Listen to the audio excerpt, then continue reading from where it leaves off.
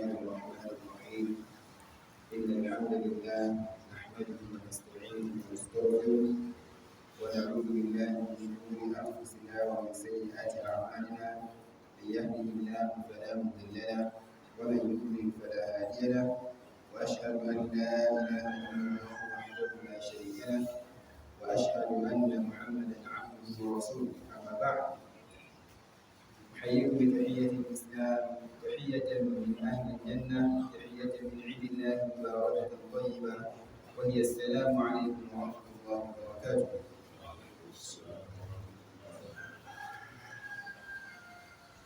Dear respected brothers and sisters in Islam, the theme of today's khutbah is this: Al-Awhiyatu wa ahkamiha min al-kitab was-sunnah.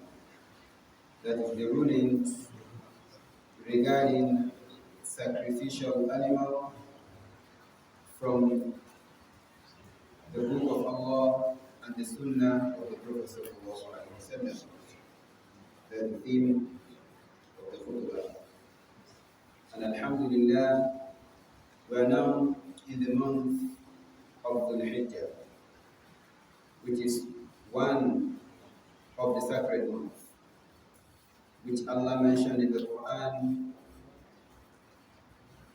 in Surah Al-Tawbah, إن عدة الشهور عند الله 12 شهرا في كتاب الله يوم خلق السماوات والأرض منها 4 حرم. The month recognized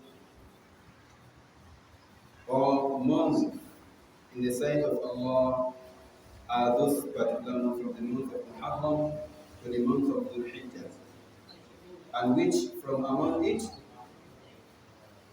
4 of them are sacred. And from the sacred month, the Prophet ﷺ mentioned that rather 3 of them come in a group. Dhul Qa'dah, Dhul Hijjah, Shahrullah Muharram, wa Rajab Mudhar. Look at it. Dhul Hijjah is part of it. And in this blessed month, the month of Dhul Hijjah, indeed there are a lot of virtues which other months did not have. Like from the 1st to 10th to 13th of Dhul Hijjah. In an authentic hadith narrated by Abi Hurairah, the hadith is reported in the authentic book of Bukhari. The Prophet ﷺ mentioned that ما من أيام العمل الصالح فيها أحب إلى الله من هذه الأيام. عبد الله بن مسعود قال يعني أيام العشر. ثم قال الصحابة ولا الجهاد في سبيل الله؟ قال ولا الجهاد في سبيل الله إلا رجل خرج بنفسه وماله فلم يرجع من ذلك بشيء.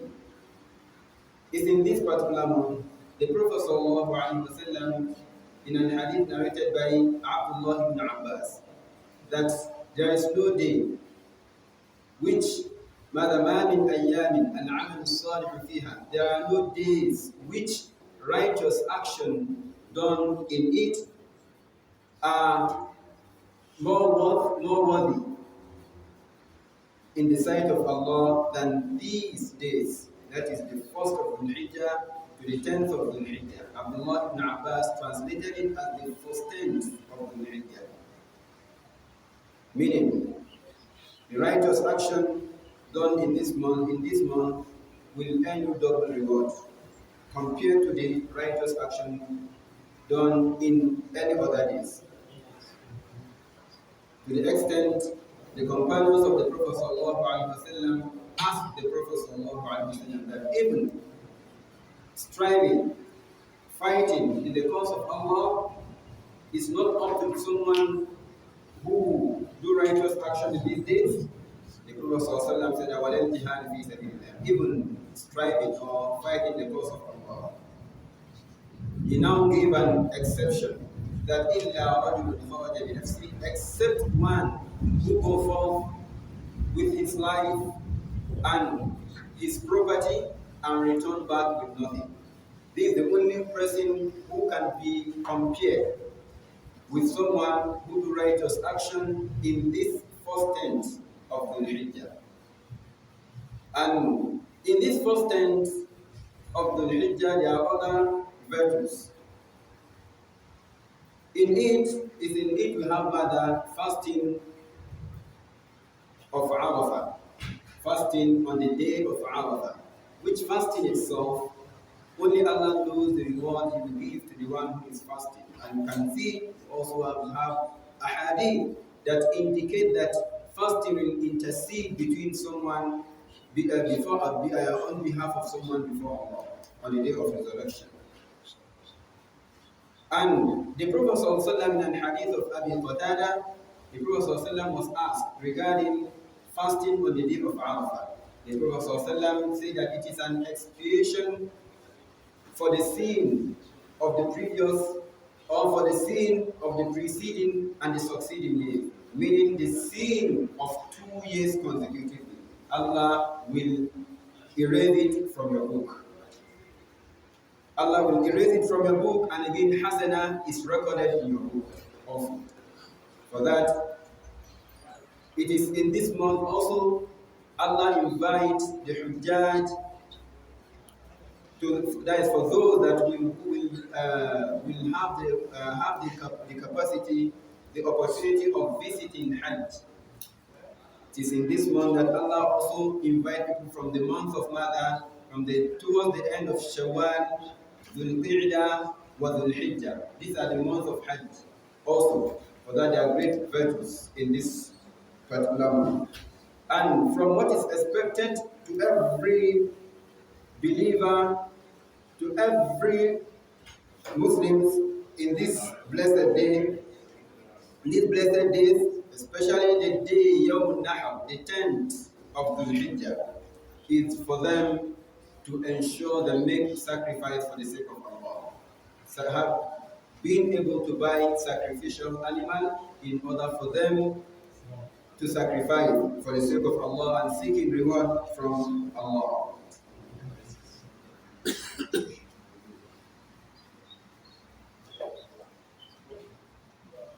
Seeking reward from Allah and seeking Allah's pleasure. Regarding sacrificing animal, the scholars have different opinion regarding it. Some opinions that it is a legislative law by Allah subhanahu wa ta'ala on anyone who is capable of slaughtering. While some of the scholars opinions that it is a strong sunnah. And from the scholars that opinion that it's something which is legislated by Allah, Shaykh al-Islam Ibn Taymiyyah is part of them. Though majority of the scholars opines that it is a strong sunnah and that is what is most acceptable. It's a strong sunnah, but it's a sunnah which Allah give you reward for what you sacrifice. It's not something that someone has to abandon. It doesn't befit someone who is able, capable Muslim, to abandon this sunnah of the Prophet sallallahu alaihi wasallam. And the initial time of sacrificing the animal is the time that you return from Eid, not before Eid. If you sacrifice your animal, if you slaughter your animal before going to the Eid, you are eating meat. You are not eating, it's not the sacrifice you made in the name of Mother Eid.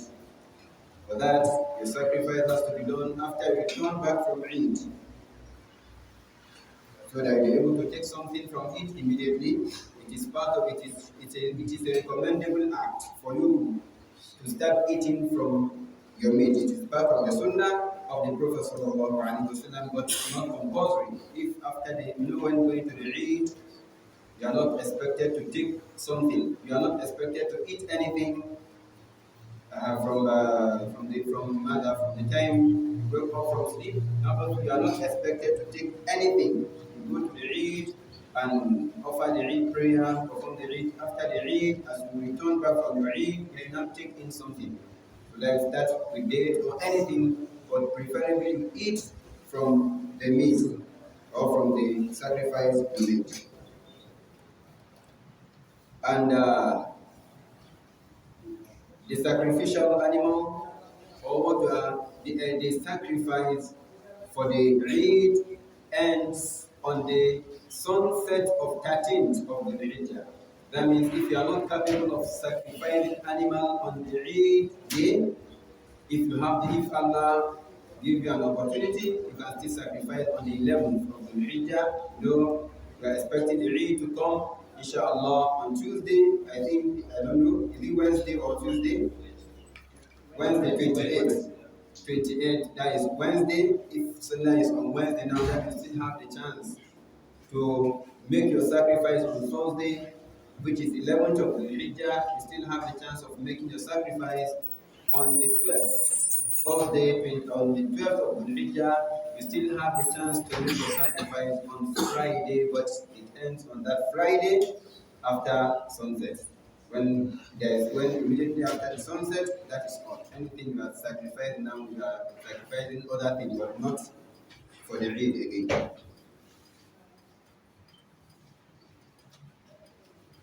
And it is also required, as for you making that sacrifice, for you to slaughter the ram by yourself.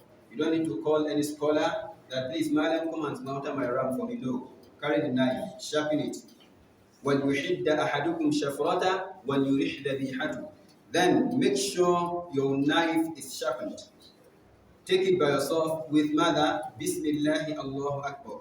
Make your sacrifice by yourself. A woman slaughter her ram by herself. A man slaughter his ram by himself. Except if situation warrant you inviting someone to do it on your behalf, maybe because of something that hinder you from doing it, maybe you not being present, or kind of sickness that hold you without, that cannot allow you to do the sacrifice by yourself. Then invite someone to come and do it. A woman can slaughter ram by herself. That one is also part of the sunnah of the Sahaba. It's not legislated that it's your husband that will do it for you, or your brother, or anybody. No, carry the knife by yourself. As the Sahaba women, the Muhajirat, the way as they used to do it.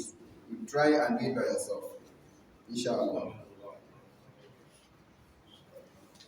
And from what can also indicate to us or show us that this sacrificial animal, or the animal you buy to make your sacrifice on the Eid day, it is a strong sunnah, is an hadith of Abi Hurairah, may Allah be pleased with him, Abdul Rahman bin Safar al-Dawsi.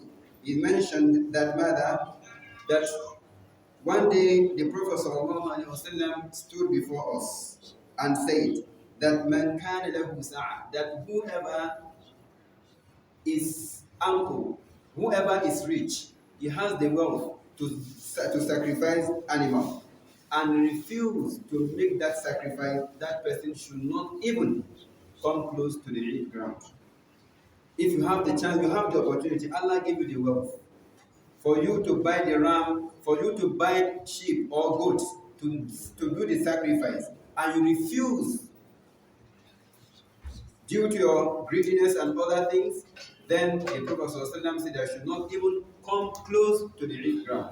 Even though the scholars say that this hadith is mawquf, that is the statement made there is a statement of one of the Sahaba of the Prophet ﷺ, that is Abdul Rahman bin Safar Abi Hurairah, that is Abu Hurairah's statement. But we know in the law of Islam, they say that whether a Sahaba says something, they don't expect the Sahaba to mention something of such without him hearing from the Prophet ﷺ. That's why they used to say that al-mawquf Sahaba lahu hukmun marfu'. A statement, an act made by the companions are expected, is an action or a statement that is expected to be heard from the Prophet ﷺ or act from the Prophet ﷺ. For that, be the statement. If you have the chance of doing it, try your best possible to do it. Because the Prophet ﷺ has took an oath before Allah, has took an oath that any time you give something as sadaqah, you should know that Allah will expand your wealth.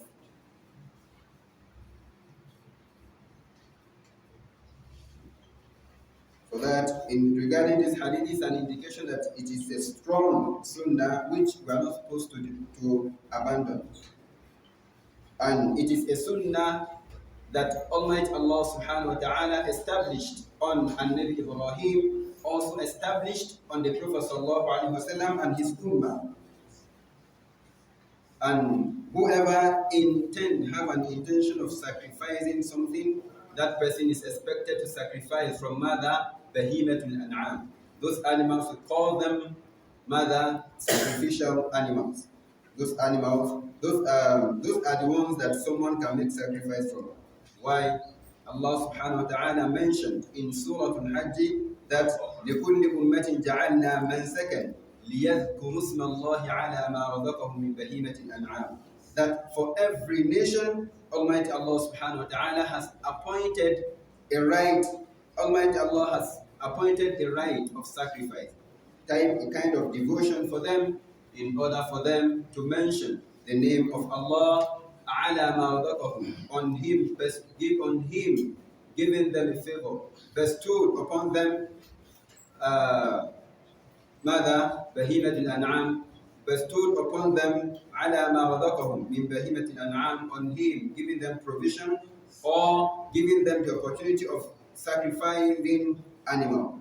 And those bahimatul an'am that are allowed to use for sacrifice on the day of Eid are as follows. One, al-ibil, camel. These are animals that are used as during Eid on the 10th of Dhul Hijjah, that is Yawm al-Nahr. If you don't have money to sacrifice camel, then you go for cow. If you don't have money to sacrifice cow, sheep, goat, ram, all those things. These are the animals that are allowed to be used for sacrifice. And again, regarding camel, some people, if you look at it, that you are not capable of buying ram. You alone cannot buy ram. Your money is not enough. You have the money, but it's not enough for you to sacrifice ram, goat, or sheep. Seven people can connect together, join their money together and buy camel. Buying camel also, and also buying cow. But 7 people does not only one person sacrifice ram, sheep or goat, but like cow and camel, 7 people can come together and buy it for the sake of Allah, hoping for the reward from Allah. That yes, inshallah, they're making their own sacrifice also.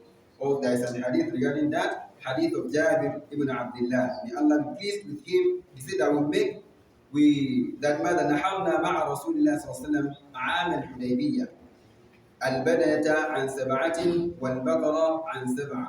That we make sacrifice on the year of Hudaybiyah, that is Treaty of Hudaybiyah, by sacrificing 1 camel for 7 people and 1 cow for 7 people. This is an hadith reported by Muslim in his authentic book.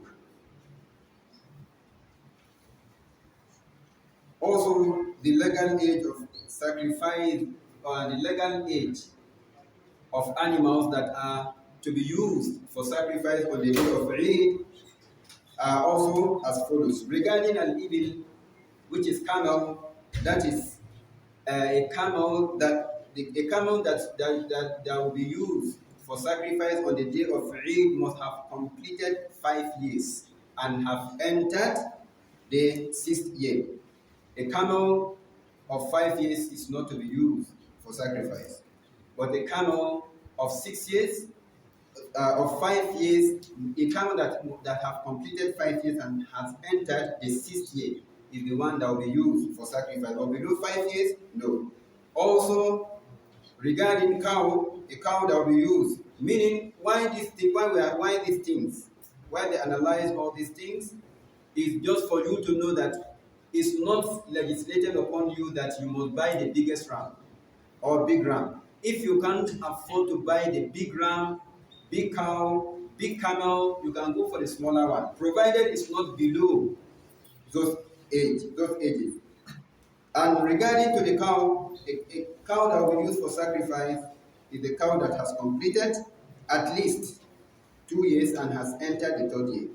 Regarding al-ma'iz, goat, the goat that has completed 1 year and has entered the second year. Also sheep, ram, the one that must have completed half of a year, which is 6 months, and has entered the 7th month.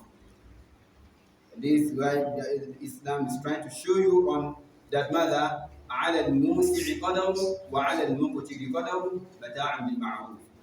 The one who is rich should not be stingy. Buy in fact, you can buy the biggest ram. Buy the biggest ram, inshallah, with the intention that Allah will give you the great reward. Not because you want to be proud of what you buy.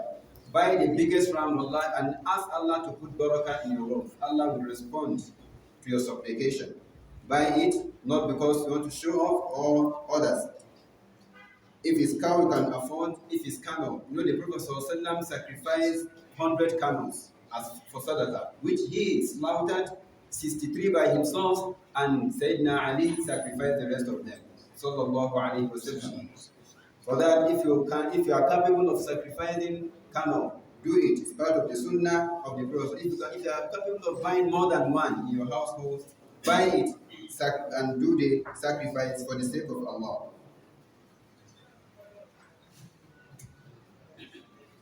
And also the animals to be used for sacrifice must be free from any forms of defects.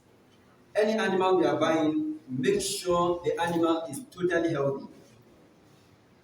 The one you give to Allah, make sure it's healthy. لَن تَنَالُوا الْبِرَّ حَتَّى تُنْفِقُوا مِمَّا تُحِبُّونَ. Anything you are buying, make sure that thing is healthy enough for you in order for you to use it as sacrifice. Do not buy something that will deprive you from the reward and from the blessings of Allah and from the pleasure of Allah subhanahu wa ta'ala.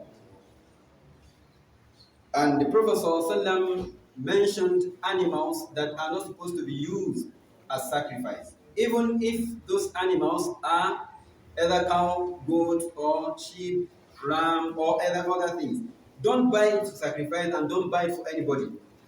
That kind of animals. The animals with defect. Because some people, when they want to give gifts to others, they will give the one that is not good. And which is totally prohibited. They will do the one that is good for themselves, and when they are giving someone, they will give someone something which has defects. The Prophet ﷺ mentioned those animals which Al-Bara ibn Azib was asked regarding what are those things that the Prophet ﷺ disliked or prohibited to be used for sacrifice. What are those type of animals? Then Bara ibn Azib gave an indication with his hand that the Prophet ﷺ said this by giving an indication with his hand that, in fact, my hand is shorter than the hand of the Prophet ﷺ when he was giving the description of the animals that are not to be used for sacrifice. The Prophet ﷺ now mentioned them that مَذَا أَرْبَعَةٌ لَا يَجَزِينَ فِي الْأَضَاحِي, that 4 defects or animals with 4 defects are not to be used for sacrifice. 1. Al-mada al-awara al-bayyin awaruha, that's a blind animal, blind either by the 2 eyes or 1 of the eye, is not seen, and it is manifested, it is clear to you that, yeah, this animal has defects in his eye. That animal is not to be used for sacrifice. Even if you buy it and make the sacrifice, you don't have to sacrifice, because this is in accordance with the hadith of the Prophet ﷺ. A blind eye animal should not be used for sacrifice on the day of Eid. Also, al-maridatul bayyin maraduha, that a sick animal which is clear to you that this animal is sick. You know when you go to the market, you know that this animal is sick, but because of the price, since it's cheap, let me just buy it like that. You are wasting your money. You are not making the sacrifice. Or let me buy it for that imam. that sick animal, I have to give it to the imam. That one befit them. No. Anything you are doing, make sure you do something that will earn you reward from Allah. Something that will earn you Allah's pleasure. Don't buy it and make sacrifice for yourself, and don't buy it for someone as a gift. It's not compulsory. You must be the one to buy ram for someone to make the sacrifice. If Allah have decreed, have destined that that person you intend buying ram for will make the sacrifice, Allah will grant him that means. You not be the one to enrich someone. The enrichment is in the sight of Allah. Allah has the provision. Also, the lame animal, which is clear to you that this animal having defects in his leg. The animal, when you see the animal, you know that this animal has defects in the leg. That animal should not be used for sacrifice.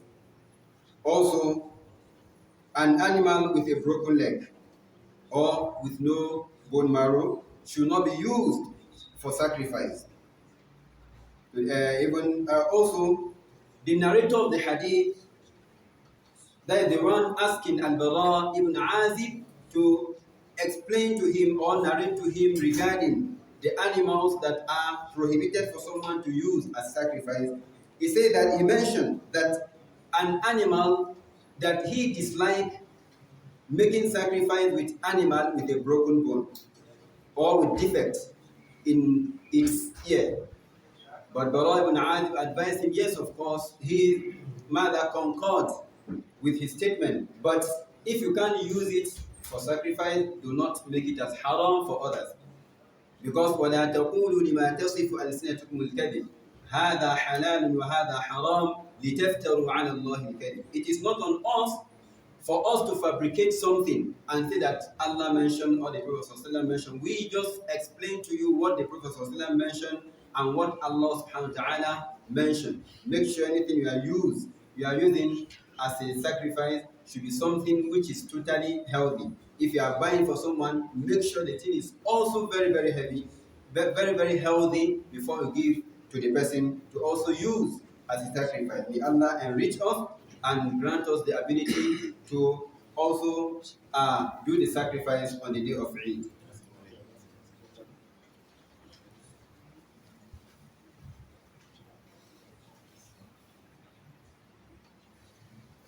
And though I've finished all the explanation, but let me add up with this one. As regarding the day of Eid, you know the Prophet ﷺ, in fact, let me say this, we should not lose hope that we are not going to make that sacrifice.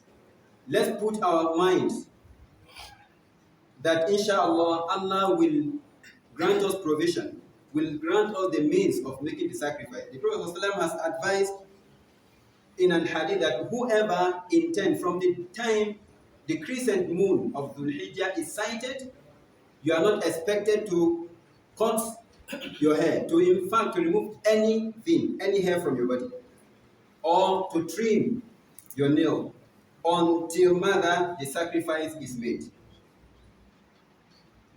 This is an hadith of Salama regarding that until the sacrifice is made, and this is the sunnah of the Prophet ﷺ, which we must imitate him. We must imitate the Prophet ﷺ, and we must follow his footsteps in order for us to be guided.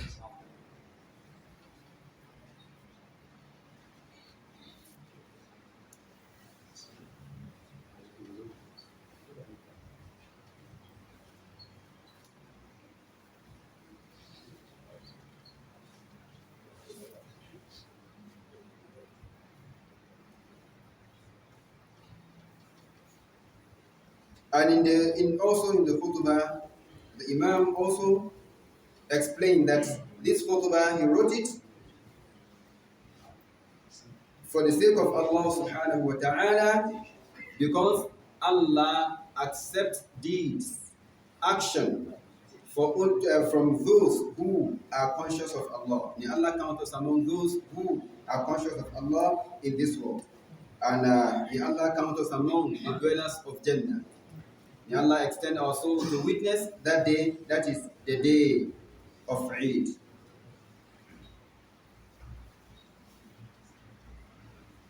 And as for the Hujjaj, some of them are still around, like those that are following the Mother International.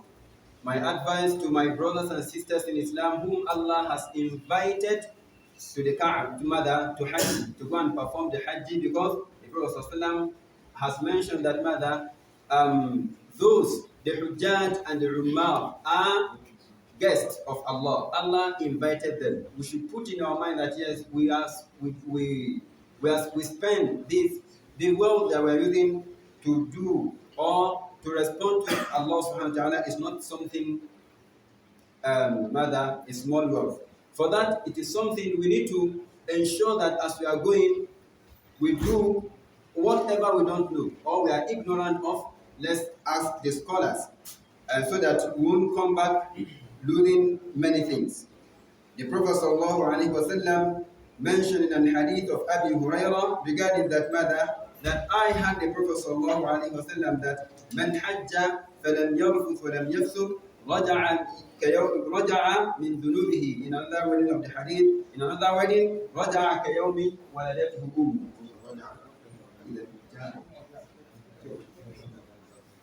That as for those going to the Hajj, whoever intends going to the Hajj, or whoever performs Hajj without him doing what is mother al-rafat, that is muqaddimat al-jima', anything that will warrant intimacy, or mother saying a word that is uncalled for at the time of Hajj without him involving himself in it, that person will return back like the day his mother gave birth to him. You know, every child is born, is delivered pure, without any sin, without any shortcoming. That means all your shortcomings will be wiped away from your book, and hasana will be recorded in your book. May Allah accept it from us, inshallah. Subhanahu.